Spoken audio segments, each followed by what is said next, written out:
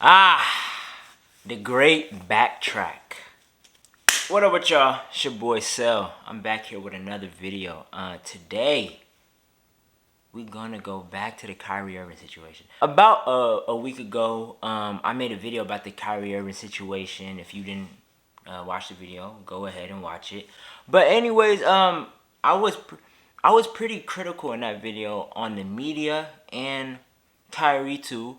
But I was critical on the media, especially the black analysts and athletes that kind of threw Kyrie under the bus. No hesitation, nothing, no consideration. They just completely threw him under.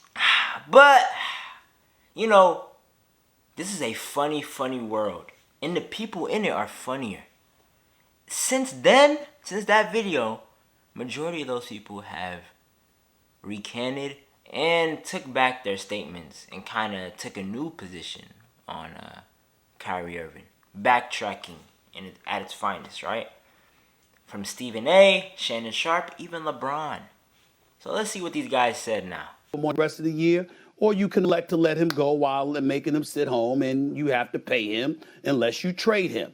It's that simple.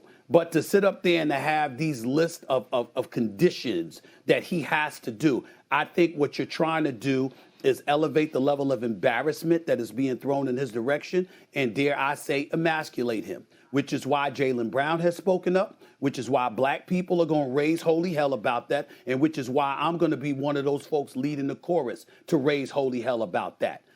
We've got to stop this.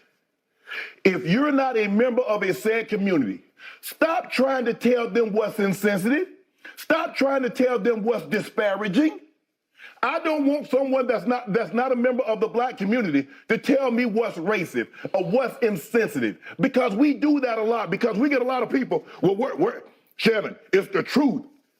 It's insensitive to them. You're not a member of said community. You don't get the right to tell someone that's in the gay. LeBron's quote was, I told you guys that I don't believe in sharing hurtful information, and I'll continue to be that way. But Kyrie apologized, and he should be able to play. That's what I think. Is that simple. Help him learn, but he should be playing. What he's asked to do to get back on the floor, I think, is excessive and whatever. So that's what they said. It's funny. The reason I say it's funny is because, you know, you don't understand what you can do to a person when you off rip just go against them in front of everybody, right? Like Kyrie Irving, from the jump of the situation, he was treated way different than a lot of people in these type of situations. From the jump already. It was already excessive from the jump. Okay, we cannot deny that. From the jump, because of the action. He didn't verbally say anything. Yeah, he ended up saying stuff, but he really didn't say anything hurtful. He shared a film that could be argued hurtful, right?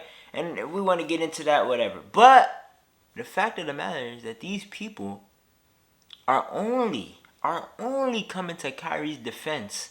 Useless defense, because I don't think people want their defense at this point. The only reason they're doing it is because the public crucified them. We got people like Dr. Umar coming at Chuck. Charles Barkley, did I hear you say Kyrie should be suspended for what he said about the Untouchables? You weak, fat, sloppy, unintelligent devil. And then I heard you say that your daughter is married to an untouchable.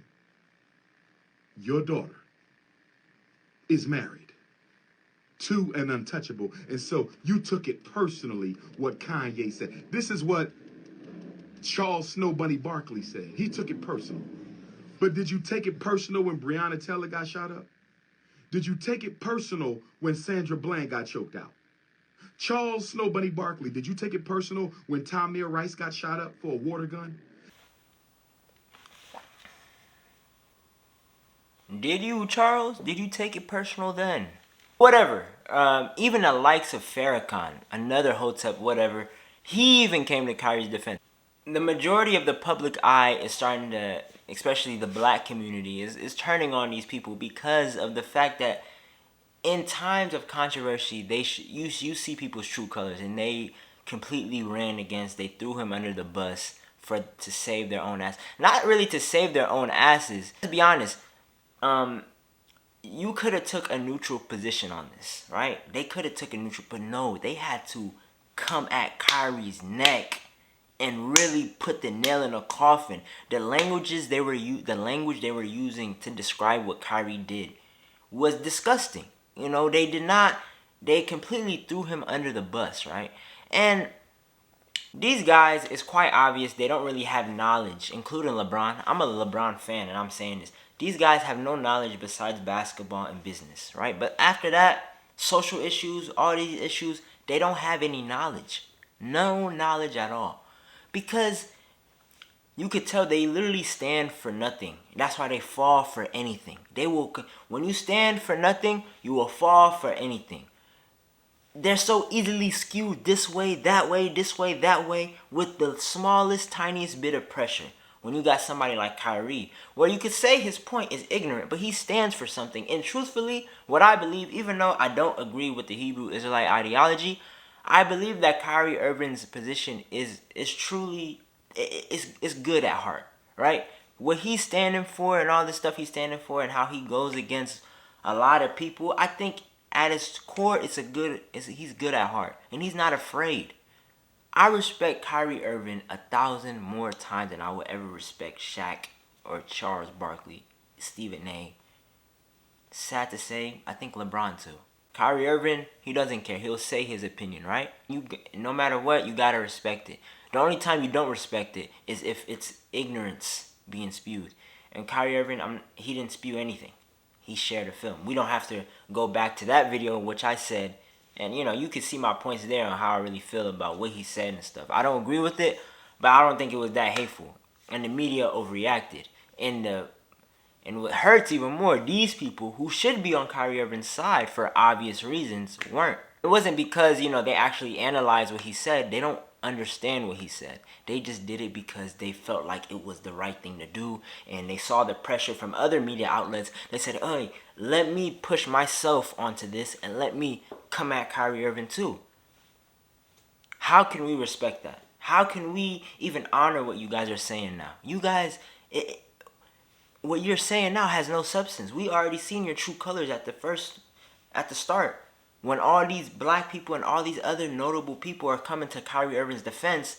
And now, it's not looking everybody against Kyrie. There's a lot of people supporting Kyrie. Now y'all want to jump on the train. And I'm not coming at these people personally. I kind of am. But, when you don't know nothing, it's easy to persuade you anything, right? And that's clearly what happened with these people, right? And these guys, they portray themselves big platform, smart guys. Not everybody portray themselves as that is actually that, and we've seen that in real time. On the contrary, though, there were notable people who did come to Kyrie Irving's defense. One guy, Jaylen Brown, who came to Kyrie Irving's defense when Nike dropped Kyrie Irving. Jaylen Brown said, "Since when did Nike care about ethics?" And we know about Nike and how hypocritical it is for them to call out somebody for being anti-Semitic when their company works with the Chinese government. And we know what the Chinese government is hiding, the genocide of the Uyghur Muslims. I don't know if I pronounced that right. But we know this genocide has been happening for a long time. If y'all don't know what's going on with the Uyghur Muslims, they're being put in concentration camps and forced to denounce Islam, made to eat pork. Their wives are taken from them. Kids taken from them. The wives are forced to marry non-Muslim Chinese. Basically, just going against the religion of Islam and trying to attack those people for practicing it, right? The Chinese government, I think they're like atheists. I don't think they like any religion, but especially the Muslim community, right?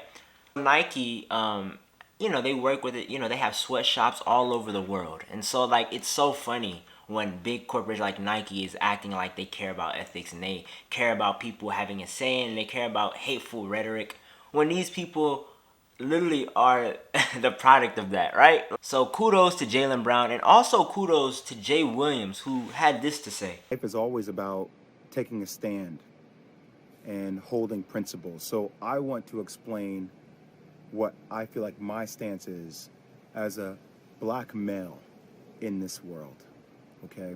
And conversations that I've had with my brothers and sisters in the black community. And I want you guys to empathize with it and hear me on it. So when I hear what Kyrie Irving has to go through in order to be reinstated, I'm appalled. I'm appalled. And let me give you examples of how I feel like we don't have the same energy and hold other people who have dealt with racial tropes accountable.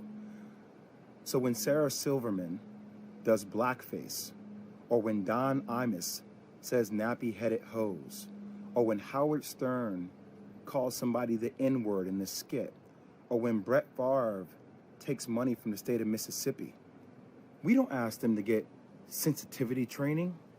We don't ask them to donate $500,000. We don't ask them to meet with the Black National Caucus. They apologize, and then, you know what? The rest of the world moves on. But what we feel like happens with Kyrie is even after an apology, it's not enough. We feel like there needs to be more. And a lot of people I've spoken to over the last couple of days talk about this thing. Older mentors of mine talk about buck breaking. So we talk about tropes. This is something that we feel like in the black community that happened way back in the day, where if there was a slave that was defiant, right, he got broken in front of everybody in order to show that he was not in a position of power. And that at the end of the day, he had to do what he was told to do because that's what was mandated of him. Everything he said in that video, 100% true. Made amazing points, especially the point about butt-breaking camps, right? Like, Kyrie Irving, it seems like he's being made an example out of, right? Don't touch these people. But these people you can kind of, right? And like I said in the video numerous times, I'm not saying the shit about they're saying about Jews is not hurtful, because some things that Kanye West was saying and all these people were saying were hurtful to the Jews and kind of didn't acknowledge their troubled history that they have had, as long with other ethnicities, right? But Kyrie Irving didn't do any of that, right? I commend Jay Williams because this was his stance from the start. Like, he didn't get bullied into this stance. He felt this in his heart and he stood on it, and he's still saying it. From the start he said this and he's still saying it. That's why I commend Jay Williams and Jaylen Brown, right? The likes of Shaq, LeBron, these guys care only about monetary gain. They care only about to move their businesses or their wealth, and they don't stand for anything. That's why they move for everything. He said a lot of things, and that is true in the video. There's a lot of situations in the past of black people being disrespected, and the same things don't happen, and the same sensitivity training is not applied, right?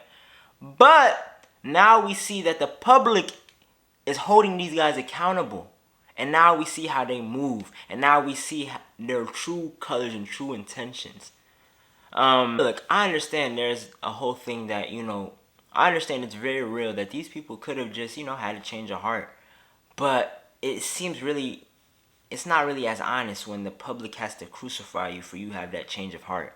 When these people have to crucify and multiple notable people have to say their think pieces on why they believe Kyrie Irving was wrong in this situation. And then that's when y'all finally say something, right? That's why the public is not buying these apologies, nor are they buying that you guys are genuine in your defense of Kyrie. It's quite obvious. It's something behind it. You've seen that you're losing supporters. You're seeing that people don't want to mess with you guys no more. So now you want to hop on a bandwagon of, then again, defending Kyrie when you guys last week were throwing him under the bus, right? And I understand there's a lot of things at stakes for a lot of these people. But is that it? Like, how can anything ever change if like all it takes is for money to make you guys shut up, money to make you guys just go along with shit, right?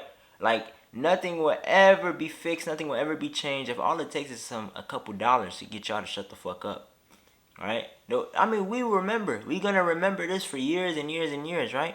And nobody is expecting the likes of LeBron and Shaq and all these guys to be truthful because like, they're already signed to these companies that have a lot of blood on their hands and a lot of bad past, right? Anyways, that's all for this video or this Kyrie Irving situation. We stand with Jewish people and we stand with Kyrie Irving, all right? We just want peace for everybody on this channel. Thank y'all for watching this video. Stand on what you say. That's the moral of this video. Stand on what you say. If you don't mean it, don't say it, because you're going to have to answer to what you say. Alright? Thank y'all for watching the video. I love you guys so much. Thank you guys for keep on watching and, you know, being patient with me and all this stuff. We're going to go up. I promise. It's your boy Moneymansell. Make sure you like, comment, subscribe. We out.